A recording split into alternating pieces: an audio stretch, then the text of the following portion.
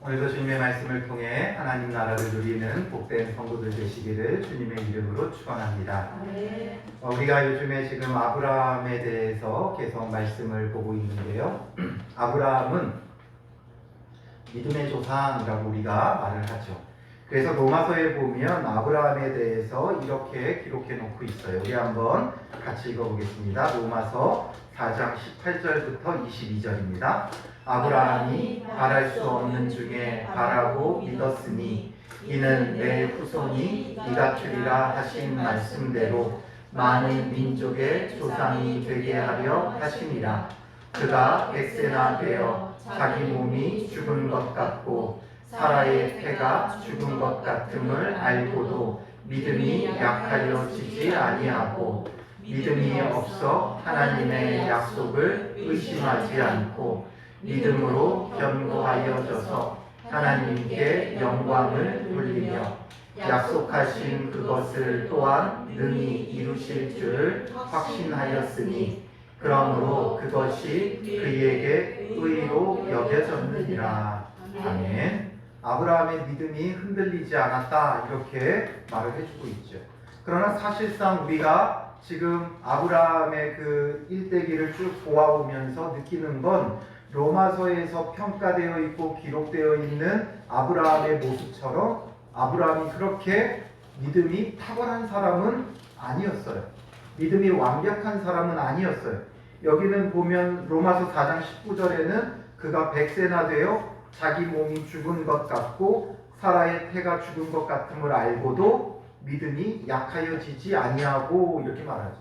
믿음이 약하여지지 않았다, 이렇게 표현을 하고 있지만 실상 우리가 창세기를 보면 그렇지 않았어요.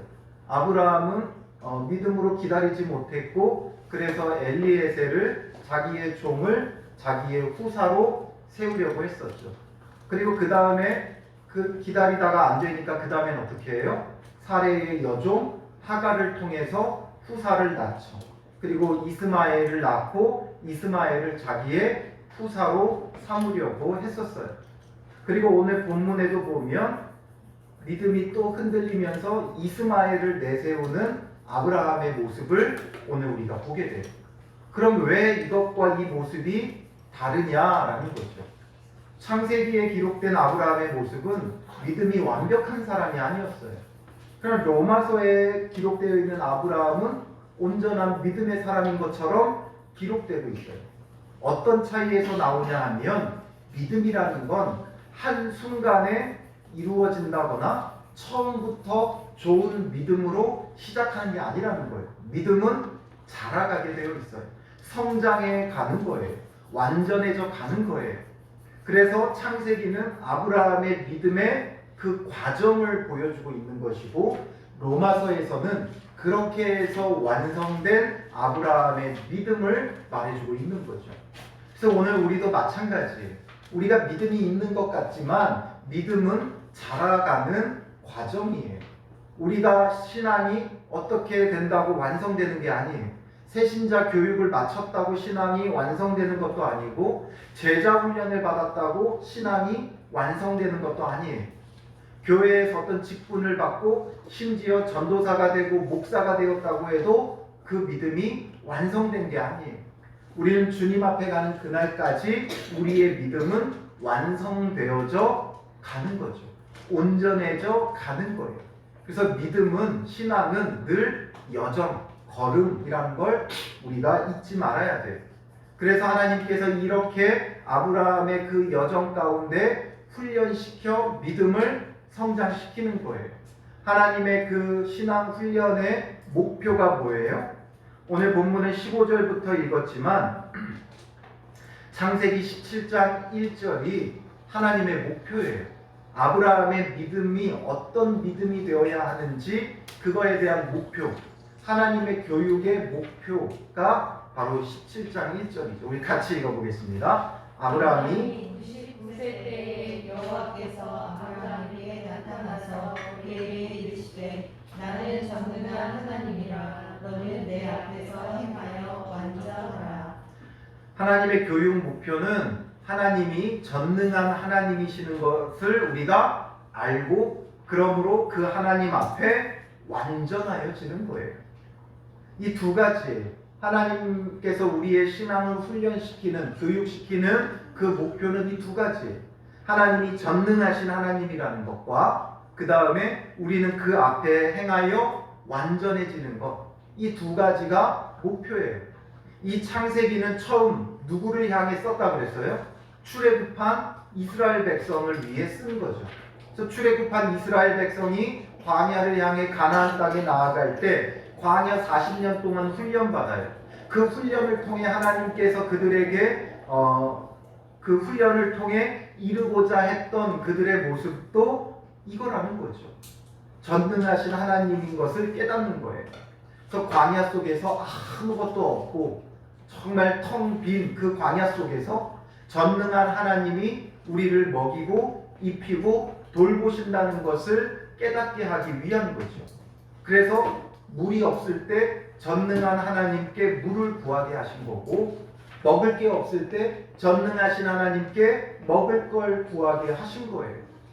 또한 그들이 이방 나라와 족속으로 인해 죽을 수밖에 없고 살 길이 없을 때 하나님께 구하여 전능한 하나님께 살 길을 구하며 그들이 참된 생명을 누리게 하고자 하심이었던 거죠. 그러면 그 전능하신 하나님을 우리가 바르게 안다면 그 하나님 앞에 완전해져야 돼요. 그러나 우리도 알다시피 우리는 완전해질 수가 없어요. 우리는 완벽할 수가 없어요. 아무리 완벽해 보이는 사람도 부족함이 있어요. 죄가 있어요. 욕심이 있어요. 정욕이 있어요. 그러므로 우리가 하나님 앞에서 완전하다는 게 불가능해 보이는데 왜 하나님은 이 불가능한 일을 우리에게 말씀하시느냐? 그래서 이게 불가능하기 때문에 우리에게는 하나님께서 무엇을 우리의 의로 여겨주신다고 했어요? 믿음을 의로 여겨주시는 거예요. 우리가 전능하신 하나님을 향한 믿음을 가질 때 그 믿음을 하나님께서 의롭다 하시면서 우리를 완전하게 여겨주시는 거죠. 내가 완전해서가 아니라 믿음을 가질 때 하나님은 우리를 완전하다고 그냥 인정해 주시는 거예요. 인정받는 거예요. 그러므로 우리가 이 신앙생활을 해가야 하는 거죠. 우리의 신앙은 항상 전능하신 그 하나님을 바르게 알고 그 하나님을 향한 믿음을 가지고 살아가야 하는 거예요. 이것을 위해서 아브라함을 이렇게 이끌어 오신 거예요. 가나안 땅에 들어왔을 때 그냥 이삭을 주셔도 되는데 그렇게 안 하시고 여러 가지 과정, 그동안 보았을 때 가나안 땅에 도착한 다음에 어떤 일을 겪어요? 기근을 겪어서 아브라함이 애굽으로 내려가죠. 기근을 겪더라도 전능하신 그 하나님을 바라보면서 아브라함은 가나안 땅에 머물러 있었어야 돼요. 아직 그의 믿음이 온전하지 못하였기에 그가 애굽으로 먹을 것을 찾으러 내려가죠. 그래서 아내를 누이라고 속이면서 수치와 모욕을 당하고 다시금 돌아와요. 돌아와서는 조카들과의 갈등 속에 둘이 헤어지게 되어지고 그 다음에 자기의 후사로 엘리에셀을 내세우게 되고 그리고 그 다음에 자기의 후사로 하갈을 통해 낳은 이스마엘을 자기의 후계자로 세우려고까지 했던 거예요. 그 과정 속에서는 하나님께서 아브라함의 실수죠. 모든 게 아브라함의 실수고 잘못이에요. 그러나 이것을 통해서 한 번 실수한 것을 통해 끝나버리는 게 아니라 그걸 통해 지금 전능한 하나님이시라는 걸 계속해서 가르쳐주고 계신다는 거죠. 전능한 하나님을 믿고 따르라고 가르쳐 주시는 거예요. 그래서 17장 1절에 아브라함이 몇 세까지 된 거예요? 99세까지 된 거예요.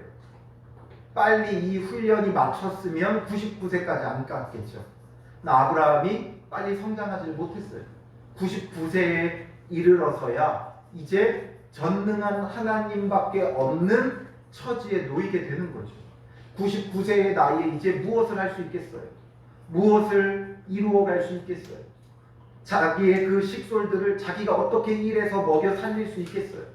그리고 어떻게 자기의 후사를 낳을 수 있겠어요? 그러므로 이제 99세의 아브라함은 전능한 하나님이 아니면 살 수 없는 그런 지경에 지금 점점 더 가까이 가고 있다는 거죠. 그래서 이때에 하나님께서 아브라함을 찾아오신 거예요. 그리고 완전하게 행하라고, 전능하신 하나님을 알고 완전하게 행하라 말씀하신 거죠. 그러면서 하나님께서 뭘 해주세요? 아브람의 이름을 아브라함으로 바꿔주시죠. 본래 아브라함이라는 이름은 존귀한 아버지라는 뜻이었어요. 그러나 이제 아브라함, 열국의 아버지라고 그 이름을 바꿔주시죠. 그러나 이름을 바꾸는 게 중요한 게 아니에요. 이름을 바꾼다는 데는 어떤 뜻이 있어요? 정체성을 상징하는 거예요. 이제 아브라함의 삶이 자기 자신을 존귀하게 하는 삶이 아니라 열국의 아비로서의 역할, 믿음의 조상으로서의 역할을 이제부터 시작이다라는 거죠. 언제가 그게 시작이에요? 이름을 바꾸면서부터 시작이 아니라 전능한 하나님을 알고 그 전능한 하나님 앞에 참된 믿음으로 완전히 행하면서부터가 그의 삶의 전환점이 되는 거예요. 이름을 바꿨다라는 걸 우리는 중요하게 여기죠. 그동안 우리가 아브라함 하면 아브라함에서 아브라함으로 바꿔주셨다. 그리고 갈대아 우르에서 가나안 땅으로 왔다. 이 두 가지가 가장 대표적인 기억이에요. 그러나 아브라함의 새로운 삶의 출발점은, 진정한 삶의 출발점은 전능한 하나님을 알고 그 하나님 앞에 행하여 완전한 자, 바로 참된 믿음을 가지는 자가 되는 이 시점이 더 중요하다는 거죠. 그래서 아브라함을 아브라함으로 바꿔주시면서 무엇을 요구하세요? 주신 언약과 요구는 할례를 행하라는 거예요. 너뿐만 아니라 너의 자녀들뿐만 아니라 너희 집안에 있는 모든 남자 종들까지 전부 다 할례를 행하라 라고 하나님께서 명령해 주시죠. 이 할례를 행한다라는 건 구별된 표징이에요. 구별되어졌다라는 걸 나타내는 거예요. 그러나 이것이 단순히 그냥 구별됨만 나타나는 건 아니죠. 그런 할례를 통해 구별됨을 행할 수 있는 것은 하나님 앞에 복종되어지고 하나님께 온전히 속하고 자기 죄를 끊고 완전히 하나님 앞에 죽어지는 자예요. 할례를 행한다는 건 어떻게 보면 지금 우리의 정서로 보면 남자 아이들이 포경수술하는 것과 같죠. 그러나 그 부분을 잘라낸다는 것이 결국 죽음을 건너갔다 오는 것과 같은 거예요. 이 당시 무슨 의료시설이 있었어요? 무슨 지혈제가 있었겠어요? 무슨 이런 것을 봉합하는 수술이 있겠어요? 그러니 그 남자의 코피를 잘라낸다는 건 죽음을 넘어갔다 오는 거예요. 그러니 완전하게 주님 앞에 그 전능한 하나님을 온전히 믿지 못하면 할 수 없는 일이죠. 그 생명을 하나님께 맡기며 행하는 것이 할례예요. 하나님께서 그 할례를 요구하셨죠. 그리고선 이제 오늘 본문으로 넘어와요. 너무 서론이 길었네요. 오늘 본문으로 이제 넘어오면서 오늘 본문에 보면 하나님이 또 아브라함에게 이르시되 아브라함의 이름을 바꿔주셨듯이 이제는 사레의 이름을 바꿔주시죠. 그래서 내 아내 사레는 이제 이름을 사레라 하지 말고 사라라 하라 이렇게 말하고 있어요. 사레라는 이름은 여주인, 공주 이런 뜻이에요. 여주인, 공주 이런 뜻인데 사라라는 건 왕비, 귀부인 이런 뜻이에요. 그래서 여기에서 담고 있는 건 단순히 이제 왕비가 된다라는 게 아니라 열국의 어머니가 되게 하겠다. 열국의 모든 나라의 어머니가 되게 하겠다. 하나님의 그 약속이 담겨져 있는 이름이에요. 그래서 이제 아브라함과 사라를 통해 모든 믿는 자들이 그 믿음의 후사가 되게 하시는 은혜를 누리게 하는 거죠. 그래서 이름을 바꿔주세요. 그러면서 하나님께서 어떻게 하셔요? 내가 그에게 복을 주어 복을 주시겠다는 거죠. 그가 내게 아들을 낳아주게 하며 아들을 낳게 하겠다는 거예요. 사라가 이제 아들을 낳을 것이다. 그리고 그 아들에 대한 약속을 더욱 분명히 해주시는 거죠. 그리고 또 다시 말씀하세요. 내가 그에게 복을 주어 다시 또 복을 주겠다. 다시 한번 강조하시는 거죠.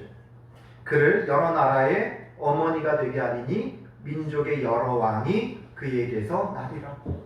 하나님은 우리에게 복 주시기 원하시는 하나님이에요. 우리에게 복 주시기 위해 이 모든 일들을 이루어 가시는 거예요. 우리가 왜 삶 속에 고난과 어려움과 아픔이 있느냐? 고난 없이, 아픔 없이, 힘든 일 없이 모든 것이 잘 됐으면 좋겠는데 왜 이렇게 어렵고 힘드냐라는 거예요. 왜냐하면 그것을 통해 복을 누리게 하시는 거예요. 그런 일들이 없으면 우리가 교만해지고 죄 가운데 흘러갈 수밖에 없기 때문에 죄로 빠져갈 수밖에 없는 우리를 멈추게 하시는 거죠. 그래서 하나님은 우리에게 여러 가지 어려운 일들, 또 아픈 일들, 힘든 일들, 슬픈 일들, 그리고 또 반대로 좋은 일들, 기쁜 일들, 복된 일들, 이 모든 것이 합력하여서 결국 결과적으로 내놓고자 하시는 게 뭐예요? 선을 이루기 원하신다는 거죠. 그 선이라는 건 복 주시기 원한다라는 거예요. 하나님은 오늘 저와 여러분들을 복 주시기를 원해요. 그래서 오늘 여러분들의 삶이 펼쳐져 가고 있어요. 그러므로 우리가 그 속에서 복을 받는 방법은 뭐밖에 없어요? 전능한 하나님을 알고 그 앞에 행하여 완전히 행하는 거예요. 완전한 거예요. 완전하다라는 것을 우리가 부담 가질 필요는 없어요.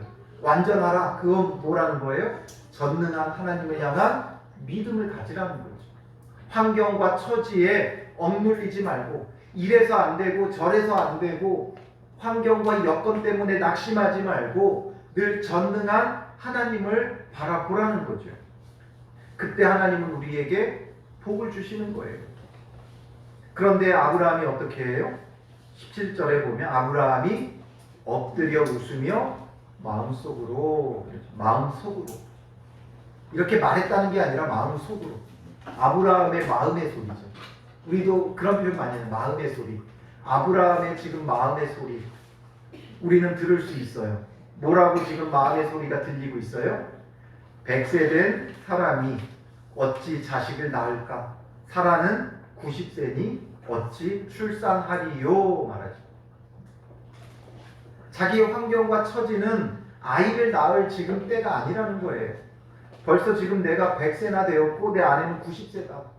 물론 정확히 말하면 이때 아브라함의 나이는 몇 세예요? 99세였어요. 아까 17장 1절부터 계속 이어지는 본문이에요. 같은 사건이에요. 그렇기 때문에 아브라함은 지금 99세였을 것이고 그 다음에 사레는 90세라고 말했으니까 89세죠. 99세, 89세인 할아버지, 할머니가 아이를 낳는다는 건 말이 안 된다는 거예요. 이게 마음의 소리고 현실적인 소리죠. 현실적으로 안 된다 이거예요. 그러니까 웃으며라고 되어 있어요. 웃으며. 이 웃음이라는 건 뭐예요? 행복한 웃음이 아니라 회의적인 웃음이죠. 어이없는 웃음이죠. 이게 뭐 황당한 일이냐 이거예요. 이게 될 일이냐 이거죠. 너무나 황당하고 너무나 어이가 없고, 그래서 아브라함도 모르게 피식 웃으면서 그 마음속으로 그렇게 말한 거예요. 그 이 말의 의미는 뭐예요? 아이를 못 낳는다 이거죠. 이제 나는 아이를 못 낳는다 이거예요. 못 낳는다, 안 된다 이거죠. 안 된다. 그래서 아브라함이 하나님께 하는 말이 뭐예요? 이스마엘이나 하나님 앞에 살기를 원하나이다 말하죠. 이제 나는 아이를 낳을 수 없다. 하나님께서 분명 내게 아들을 낳아주게 하며 말하고 있죠. 아들을 낳아준다 말하고 있는데 아브라함은 안 된다 이거예요. 안 된다. 그러니까 현실적으로 지금 이제 아이를 낳는 건 안 되니까, 하나님께서 아들을 낳게 해주신다는데 현실적으로 안 되니까 뭐라고 말해요? 하나님, 그러니까 이건 안 될 일이에요. 그러니 차라리 이스마엘이나 하나님 앞에 살기를 원하나이다 말하죠. 이스마엘이나. 이거 현실적으로 불가능하니까 주님, 내가 거기까지는 욕심도 안 낼게요. 주님, 내가 그거 바라지도 않을게요. 난 욕심 없는 사람이에요. 하나님, 나는 욕심이 없어요. 뭘 이제 와서 내가 사례와 아들을 낳고 뭐 하겠어요. 이건 뭐 되지도 않을 일이고, 하나님, 나는 거기에 욕심도 없고, 그러니까 이 이스마엘이나 하나님 앞에서 살게 해주십시오 이러고 있는 거예요. 아브라함은 언제부턴가 이 이스마엘에 굉장히 집착을 해요. 이스마엘에 집착을 하고 있어요. 하나님은 아들을 낳게 해 주신다는데도 이스마엘에 집착을 하고 있어요. 물론 이스마엘도 자기의 아들이죠. 자기의 피부치예요. 여종 하갈을 통해 낳은 자기의 피부치예요. 그러나 아브라함이 이스마엘을 집착하는 그 본질은 뭐예요? 자기 방법에 집착하고 있다는 거죠. 자기 방법이에요. 후사가 없으니까 열국의 아버지가 되겠다 하는 것에 대해서 그러니 내 방법대로 이건 육체적으로 안 될 일이니 그냥 하갈을 통해 낳은 이스마엘 통해 그냥 하게 해주세요. 이거죠. 우리는 자꾸만 하나님 앞에 현실적인 사람이 되려고 해요. 물론 현실의 그 감각을 잃어버리면 안 돼요. 현실적이지 못하면 사람이 늘 황당한 소리만 하고 다니게 되죠. 뜬구름 잡는 사람이 될 수도 있어요. 너무 추상적인 사람이 될 수 있고 신뢰할 수 없는 사람이 될 수 있어요. 그러나 우리는 그걸 넘어서서 오히려 환경에 너무 얽매여 있다는 거예요. 환경에 너무 억눌려 있다는 거예요. 그래서 이 시대 자체가 점점 억눌려 있어요. 억눌려 있기 때문에 올 한 해 동안 아니요 최근 그 코로나를 우리가 겪어보면서 사람들이 늘 하는 얘기 많이 쓰게 된 단어가 뭐냐면 영끌이라는 거예요. 영끌. 지금 방법이 없다는 거죠. 그러니까 영혼까지 끌어모아서라도 어떻게 해봐야 된다. 그래서 영끌족이라는 말이 유행을 하는 거예요. 방법이 없으니까, 답이 없으니까 어떻게든 주식이라는 걸 통해 좀 어떻게 좀 이걸 해결해 볼 수 있지 않을까, 그런 거죠. 이제 집을 사기는 불가능하니까 어떻게든 영혼까지 끌어서라도 대출을 받아 집이라도 하나 장만해 놓자, 이거예요. 환경에 눌려 있으니까 그러는 거죠. 자기 처지에 눌려 있으니까 사람들이 그렇게 점점 바뀌어가고 변화되어져 가는 거예요. 그런데 신앙인들마저, 믿는 사람들마저 그런 대열에 합류하고 있다는 거예요. 우리도 이제는 환경에 눌려서 그 환경 탓을 하며 살아가요. 영끌족 이전에 유행했던 말은 뭐예요? 금수저, 흙수저죠. 자기의 환경에 완전히 눌려 있는 거예요. 금수저니까 잘 되고 흙수저니까 안 된다, 이런 생각에 완전히 꽉 막혀 있죠. 사람들이 완전히 붙들려 매여져 있어요. 어느 학교 출신이냐가 중요하고, 내가 얼마나 많은 돈을 가졌느냐가 중요하고, 내 스펙이 어떻게 되느냐가 중요한 그런 시대 속에서 하나님은 오늘 믿는 자들에게 특별히 오히려 그런 것들을 더 못 가지게 하셔요. 남들만큼 믿는 사람들이 더 가지고 더 누리고 이러면 복음을 전할 수 있기 좋을 것 같은데, 더 좋을 것 같은데 왜 그렇게 안 하느냐라는 거죠. 오히려 믿는 사람들이 때로는 보면 더 어렵게 살아요. 더 힘들게 살아요. 더 문제가 많아요.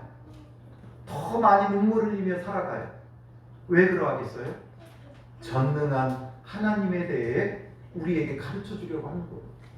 우리가 그만큼 전능한 하나님을 믿고 있지 못하다는 거예요. 그래서 전능한 하나님이라는 것을 보여주기 위해서는 아이를 낳을 수 없는 지경까지 아브라함과 사라를 이끌어 가야 되는 거예요. 그래야 전능한 하나님이구나. 분명 나는 아이를 낳을 수 없는데 하나님께서 나를 통해 아이를 낳게 하시는 것을 경험할 때 정말 전능한 하나님이었구나. 우리가 사도신경을 고백할 때 어떻게 시작해요? 전능하사 천지를 만드신 하나님 아버지를 내가 믿사오니. 우리는 매 예배 때마다 신앙 고백을 하며 전능한 그 하나님을 믿는다 하지만 정작 그 삶 속에 들어가 보면 전능한 하나님 안 믿어요. 그리고 내가 원하는 것 그냥 이루어졌으면, 현실적으로 내가 바라는 것, 현실적으로 내가 원하는 것, 그것 이루어줄 하나님을 우리는 어떻게 보면 찾고 있어요. 현실적으로 봤을 때 아브라함은 이 이스마엘이나 하나님께서 잘 돌봐주셨으면 좋겠다, 이거죠. 현실적으로. 여러분들이 지금 바라고 원하는 건 무엇입니까? 여러분들도 여전히 현실적으로 이런 것 저런 것 바라고 있지 않습니까? 저도 목사하고 목회를 하면서도 저 역시도 현실적인 걸 바라요. 우리 교회 뭐 몇백 명, 몇천 명 되는 건 원하지도 않는다. 한 3, 40명만 모여서 가족같이 예배했으면 좋겠다. 이게 저의 바람이었어요. 한 3, 40명 그냥 완전히 직결되어서 가족같이 행복하게 그런 목회했으면 좋겠다 생각했는데 그게 바로 나의 욕심이었더라고요. 그게 바로 현실적인 전능한 하나님을 믿지 않는 그런 내 모습이었더라고요. 그렇다고 몇천 명, 몇만 명을 꿈꾸라는 게 아니라 우리가 자꾸만 현실적으로 변해간다는 거예요. 삶 속에 이리 치이고 저리 치이면서 현실적인 사람으로 변해가는 건 바로 믿음이 없는 거예요. 어떻게 보면 믿음과 현실은 반대될지도 몰라요. 우리가 바라고 원하는 허황된 것을 꿈꾸고 또 아니면 현실적으로 바라는 것을 보면서 우리는 욕심 없다 착각하지 말고 전능한 하나님을 바라보고 하나님의 계획이 중요한 거예요. 나의 계획이 중요한 게 아니라 내가 어느 학교 들어가고 내가 어느 직장에 취직하고 내가 어떤 일들을 이루고 어떤 배우자를 만나고 이것이 중요한 게 아니라 하나님의 계획, 하나님의 하고자 하시는 일들이 중요하다는 거예요. 그러니까 아브라함이 애굽에 내려가서 자기 아내를 누이라고 속여도 하나님께서 바로와 바로의 집에 재앙을 내리고 아브라함은 오히려 더 많은 재물을 이끌고 가나안 땅에 돌아오게 하시는 이유가 뭐예요? 아브라함이 잘해서가 아니라 하나님의 계획하심과 일하심, 하나님의 구원의 일들을 이루기 위해 하시는 것들이라는 거죠. 그러므로 오늘 우리에게 중요한 건 내가 현실적으로 바라는 게 아니라 하나님께서 저와 여러분들을 통해 여러분들의 가정과 우리 교회를 통해 하고자 하시는 일이 무엇인가가 우리에게 분명해져야 돼요. 그럼 그것을 위해 우리는 전능한 하나님을 바라보며 그 하나님 앞에 부르짖으며 기도하고 우리의 꿈과 비전을 이끌어 나가는 그런 성도들이 되어야 하는 것이죠. 그렇지 않다면 현실적인 것, 허황된 것 속에 파묻혀서 우리는 우리의 신앙생활을 허비하고 낭비할 수밖에 없는 거예요. 그래서 하나님께서 자꾸만 현실적으로 자기의 방법에 집착하고 고집하는 아브라함에게 19절에 뭐라고 말씀하세요? 단호하게 아니라 말씀하시죠. 아니라. 너의 그 방법 아니다라는 거예요. 여러분 이 음성이 오늘 저와 여러분들에게 들리기 바랍니다. 아니다. 여러분들이 지금 생각하고 있는 것 아니에요. 인정해야 돼요. 받아들여야 돼요. 나는 이렇게 해서 이렇게 하고 저렇게 하고 그래서 내가 올해는 어떻게 보내고 내년에는 어떻게 보내고 10년 후에는 어떻게 살아가고 20년 후에는 노후에는 어떻게 살아가고 이게 아니라는 거죠. 나는 성적을 얼만큼 올리고 어느 학교에 들어가고 무엇을 전공하고 어디에 취직하고 이게 아니라는 거예요. 나의 계획, 나의 고집을 꺾어야 돼요. 하나님이 아니라고 하시는 그 말씀 앞에 인정해야 돼요. 그러면서 하나님께서 말씀하시죠. 내 아내 사라가 내게 아들을 낳을 것이다. 분명한 하나님의 계획, 하나님의 구원의 역사는 아브라함과 사라를 통해 낳은 아들을 통해서 이어가려고 하는 그 약속의 아들이 중요하다는 거예요. 이스마엘도 있고 엘리에셀도 있지만 중요한 건 하나님의 약속된 그 아들이 중요하다는 거예요. 오늘 그와 마찬가지로 오늘 우리에게는 많은 우리의 그 위대하고 좋은 사람들, 위인들이 있지만 다 아니라는 거예요. 정말 중요한 건 하나님의 아들 예수 그리스도가 중요한 거예요. 우리는 뭔가 좋은 대통령과 지도자가 있었으면 하죠. 그러나 그 지도자들로 안 돼요. 인류 역사를 보면 우리가 다 알 수 있어요. 훌륭하다 여겨지는 그런 지도자들도 다 살펴보면 훌륭한 부분만 부각되어져서 그렇지 그렇지 않은 면도 얼마든지 있어요. 교회에서 자주 언급하는 아브라함 링컨 미국의 초대 대통령도 마찬가지예요. 그의 면면을 살펴보면 물론 믿음의 모습도 있죠. 그러나 그렇지 않은 모습들도 굉장히 많이 있어요. 그래서 우리가 중요한 건 하나님의 그 약속된 아들이 중요하다는 거예요. 그래서 아브라함과 사라 사이에 약속된 그 아들 이삭이 중요하듯 오늘 우리에게는 다른 무엇보다 우리가 생각하고 계획하고 바라고 원하는 그 무엇보다 하나님의 약속의 아들 정말 우리에게 찾아와 주신 예수 그리스도가 얼마나 중요한지를 바라보는 그 믿음의 눈이 필요한 거예요.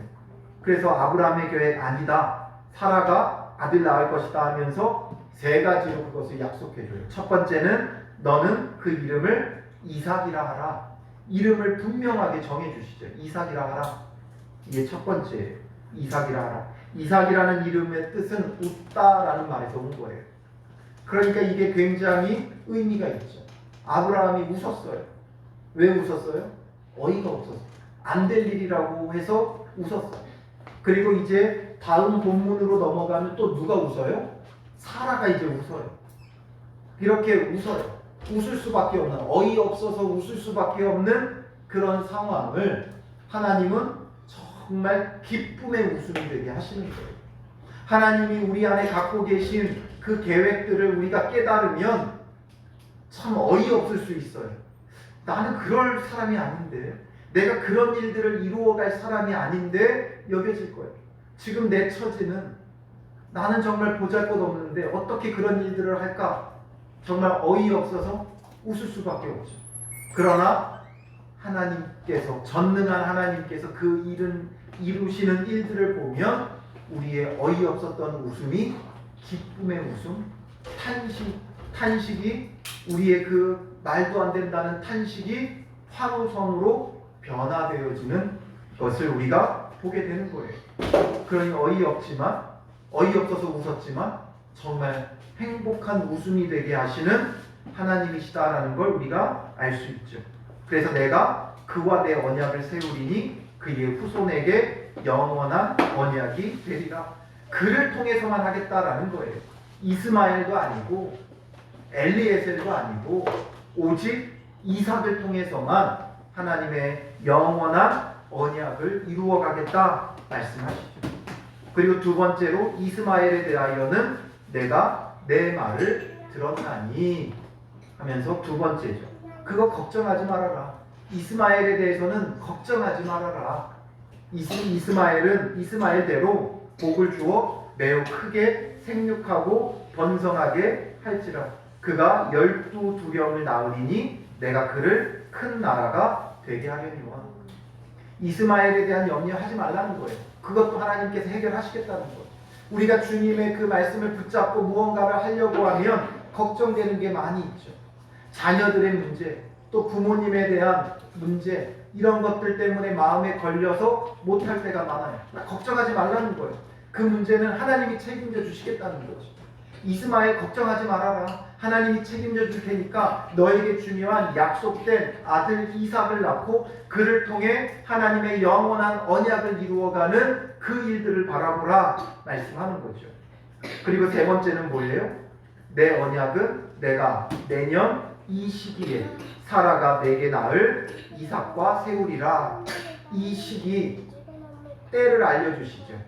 내년 이맘때 되어진다라는 거죠. 내년 이맘때 1년 뒤에는 이제 이삭을 안게 되어질 것이다 이거예요. 그리고 이삭을 통해서 언약을 세우겠다 말씀하시죠. 그래서 정확하게 이삭이라는 것, 그리고 이스마엘에 대해서는 걱정하지 말라는 것, 그리고 정확한 그 시기까지 하나님께서 말씀해 주시는 거예요. 그러니 이제 아브라함의 믿음이 점점 완전해져 가는 거죠. 전능하신 하나님을 향한 이제 믿음을 갖는 거예요. 처음에는 그냥 내 생각대로 이스마엘이나 어떻게 좀 잘 됐으면 했던 마음이죠.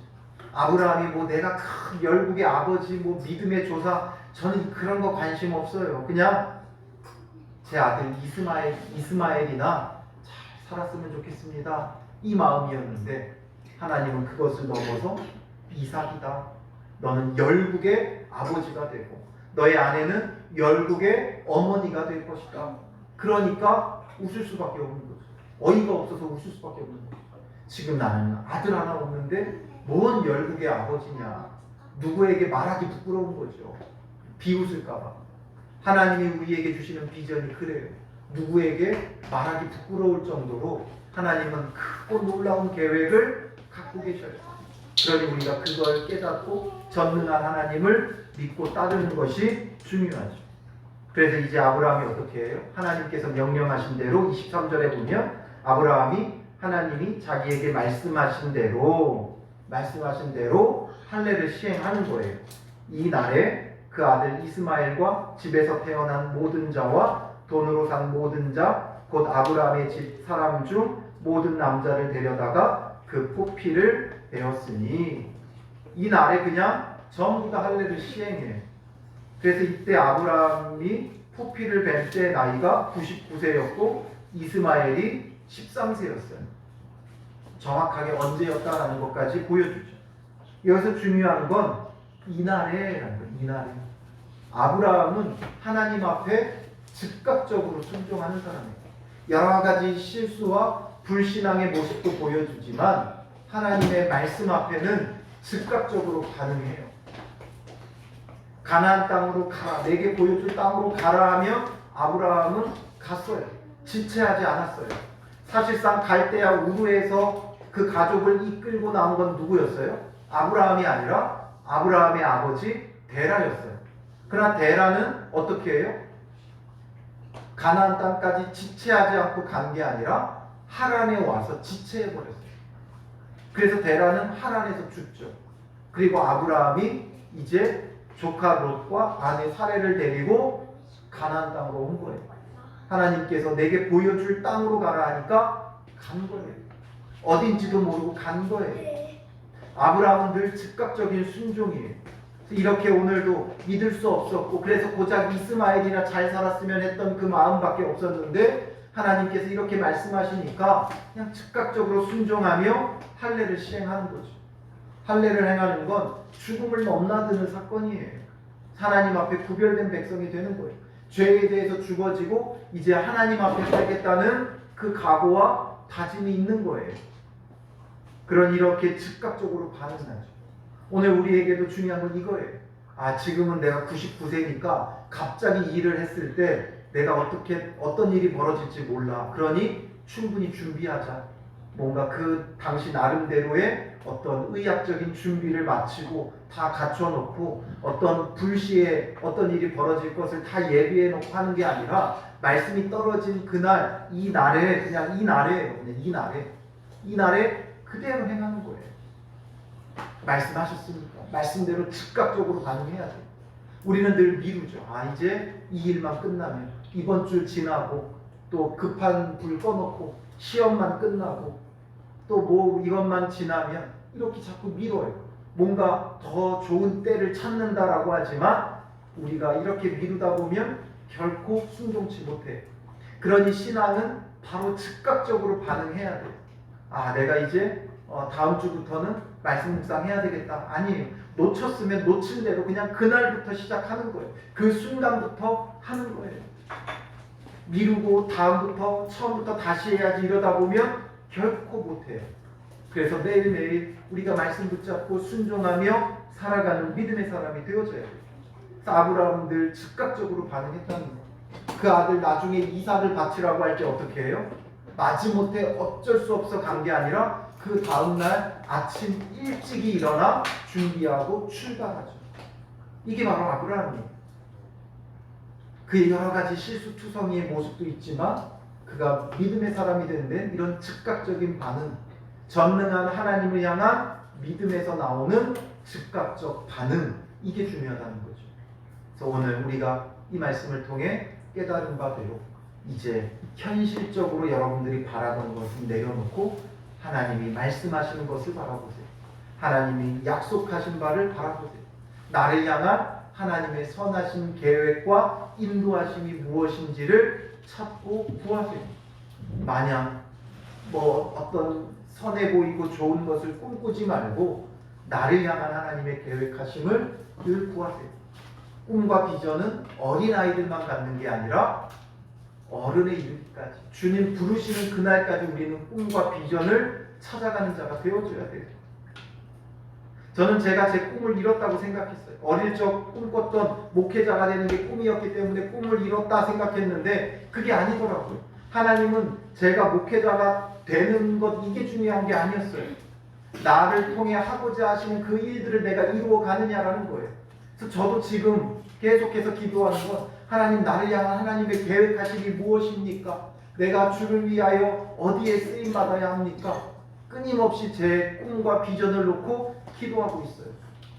우리는 주님 부르시는 그날까지 나의 꿈과 비전을 찾고 그걸 주님 안에서 이루어가며 전능한 하나님 앞에 행하여 완전한 자가 되는 그런 믿음의 사람이 되어야 하는 것이죠.